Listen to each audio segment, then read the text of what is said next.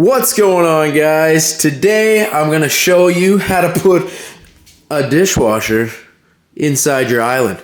And for some reason, I don't know why, it didn't come with a dishwasher. Now, as you guys can see, this actually used to be drawers. But now I have this empty space in which I'm going to put my dishwasher. Problem is, it's bare bones. There's no drain, there's no plug-in, there's no wiring, there's nothing. It's not there. Did you put it by the sink there, right? Well, my wife would absolutely destroy me if I got rid of the garbage and her 4 favorite drawers, right? If you guys have an island that's similar to this, right? It's about 8 feet by 4 feet, right? Is the island. I'm going to teach you guys how to run some water. I'm going to teach you guys how to run some electrical, all that good stuff. It's good. It's easy. Now, disclaimer. I am not an electrician, nor a plumber. I have no experience in doing any of what you are about to see. So take it for granted. Alright guys, you're going to need a few things to get this stuff done. So I got 2 of these outlets, these plastic box. I'll put them up, everything that's going to be on here in the description. A 20 amp breaker, a GFCI outlet. Technically code says if it's within 6 feet of a sink or water source, you gotta have GFCIs. Alright, first thing you gotta do, I have a stovetop here, right? So it's a stovetop, it's very easy, it just picks up like this. So all I'm gonna do, I'm just gonna kind of place it on the back. So all I did was I stuck it up through the through this pre-existing hole. If you don't have this, you're gonna have to drill. Now I'm gonna have to drill the drain for the dishwasher at some point anyway, so you guys will see that in the video. But I'm gonna be using this as my access port for my 14-2 wire that I have here. So right there is my Romex wire that I threw up, or basically put up from the bottom of the floor. So all I need to do is I just need to grab that, and I just need to figure out where I am going to put it. But basically what I did is I took off this trim piece, which gives me access, and again, you can just throw this back on after, right? So it's gonna have those wires. I'm just gonna run these wires behind here. Now, I'm either gonna run it directly up into where the actual dishwasher is gonna be. Technically, what you could do, and again, you're probably able to do this to make it easier than what you actually have to do, is you could just directly wire the wires that I'm gonna do right straight into your dishwasher. Again, technically, I would need a GFCI breaker, and the GFCI breakers are like 150 bucks. The breaker that I bought is 20 bucks. So I'd rather buy a $17 GFCI outlet and then install it up here, which I'm gonna do inside of here, than rather get a GFCI breaker, which is gonna go downstairs. Now, so what's gonna happen is I'm gonna drill one hole right straight through there so that this can also go through that.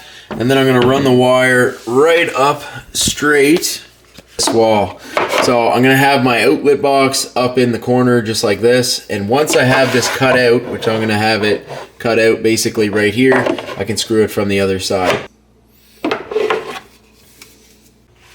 Alright, so I used a 1/2 inch bit, so a 1/2 inch wood bit basically to drill that hole, and now I have access for my wire to be fed through.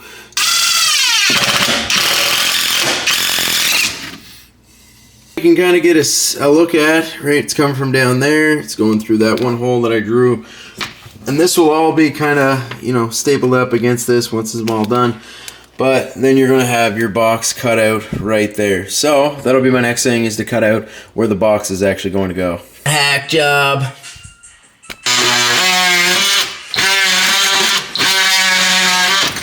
Alright, so the power vested into Walt.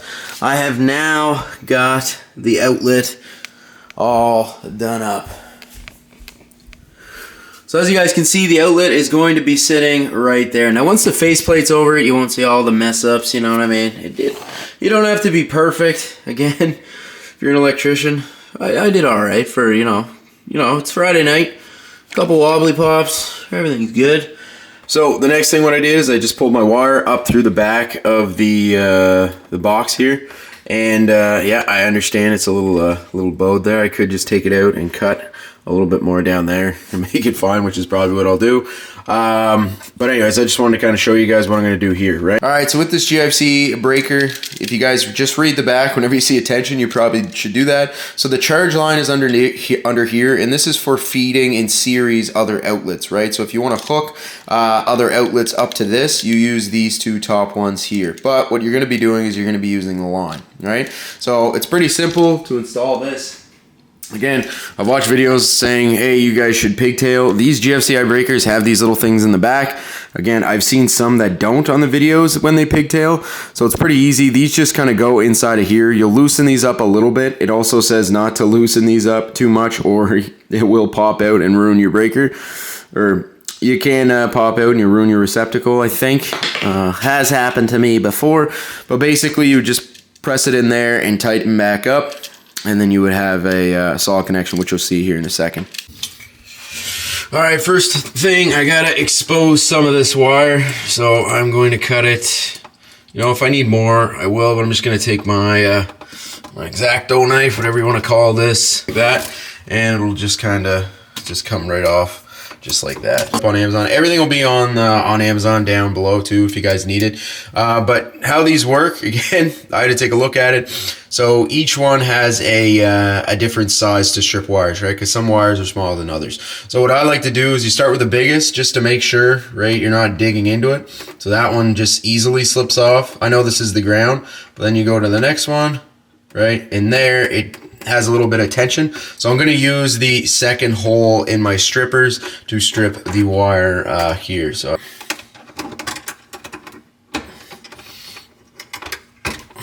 just like that. So just like that. Again, not the easiest thing in the world. Again, if you're the first time, like if I can do it, you guys can do it, because this is literally the first time I've ever done anything like that. So just like that. So again, you're going to use the hole inside of your strippers to make your little pigtail loop, whatever you want to call them. Like that. So I got my GFCI outlet in here. It's going to go basically like this. So what you want to do is you want to install it on the line side, right? So the line side's on the bottom on this one, right? So the line side, there's a white and there is a hot. So the white one goes into the white, which is going to be on the left-hand side here, and the hot's going to go on the other side. So okay, so I decided to do the pigtail on the ground first. I feel like that's probably the easier way to do it. So I got it pigtailed around just like that. And I'm going to tighten it down. Okay, so putting the ground wire in first is definitely a necessity, I think, because now I need to re-strip my wires and cut them because they need to go into the back of those, the outlet itself, Phillips.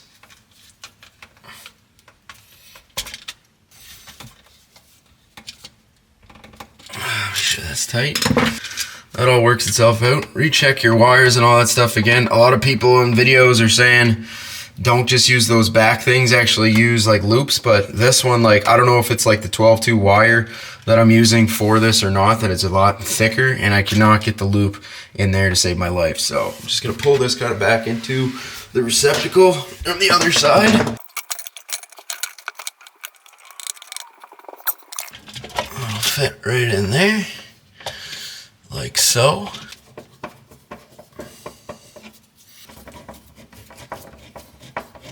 And we put the plate over top of that, cover up all that other junk you can kind of see, and that should be it. Alright, so if we come back down around, I'll clean up after, but as you guys can see, I got her all wired up there.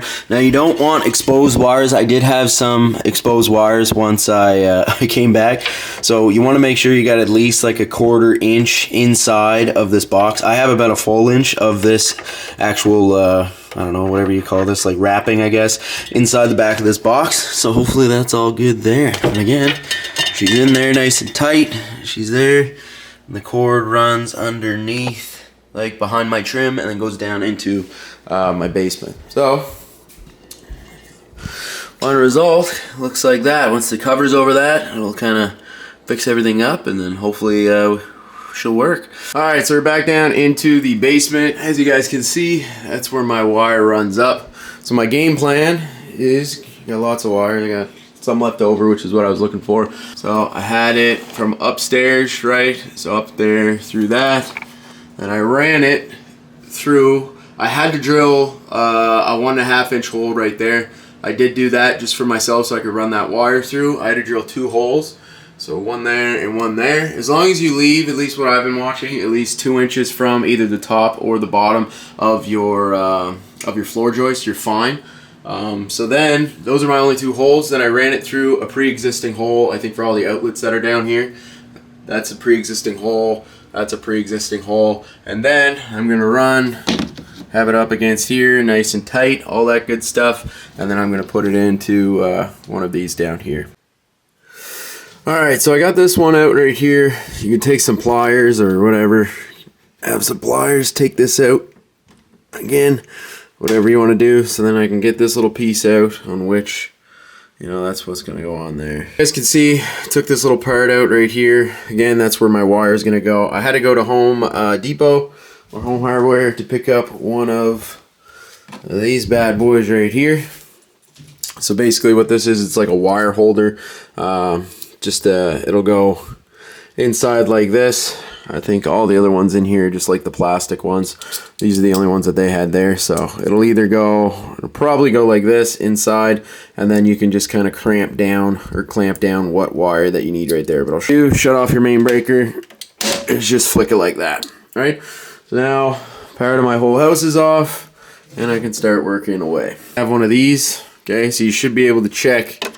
There should be now no power going to any of these wires. Here, see how it tells me that that power's on? Because the power to my main is still on. It's just this breaker shuts off all the stuff for down here, right? So now you don't have to worry about getting shocked or any of that good stuff. I made this so that I can screw this down so this will be staying in place. Again, I just kind of eyeballed exactly how much I needed. I put a little extra like slack up there, and I can still do that if I need to, right? So like if I need to there.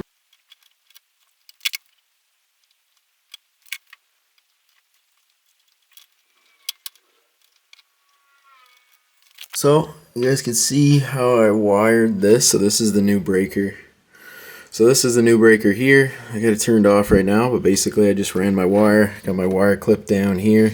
I'll make sure that's all like tightened up, just like the other ones there. But I got some extra thing. I ran my neutral to the neutral bus up here, and then I also put my ground in there. That's kind of molded to my my main here.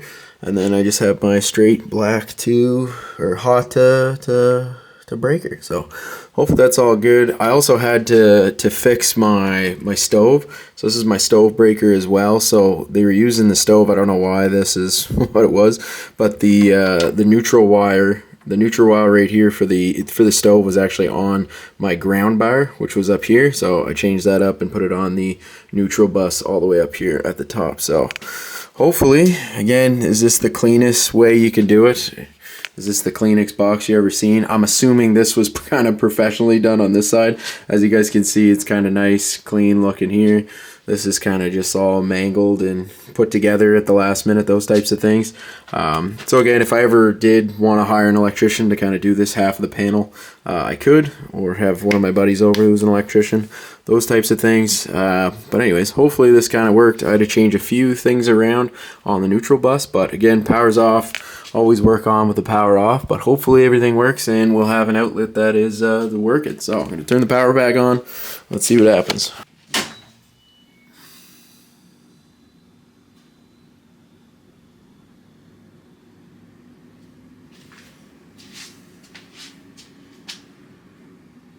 So I got no power going to it now. Breaker on.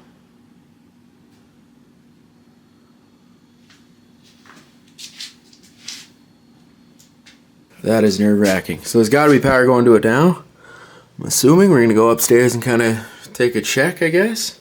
But each one of these will have power going to them. So hopefully, so there we go. That's my new breaker that I lined in. It says there's power going to it. Alright, so if you have this GFCI thing, the outlet, you guys will see there'll be a little green light, then you can reset it if it ever trips. But again, should be power going to this now. I got my multimeter here, and you guys can see, should be all working. Just like that. Oh, it should be all working. So that's basically how you wire a 20 amp 120 volt outlet for your dishwasher. Part 2 will be actually getting the drain and actually getting a water supply to it. Because again, as you guys can see, there is nothing here at all. Perfect world, you would go beside your sink. This world, we're going to put it right here. So hopefully that was helpful.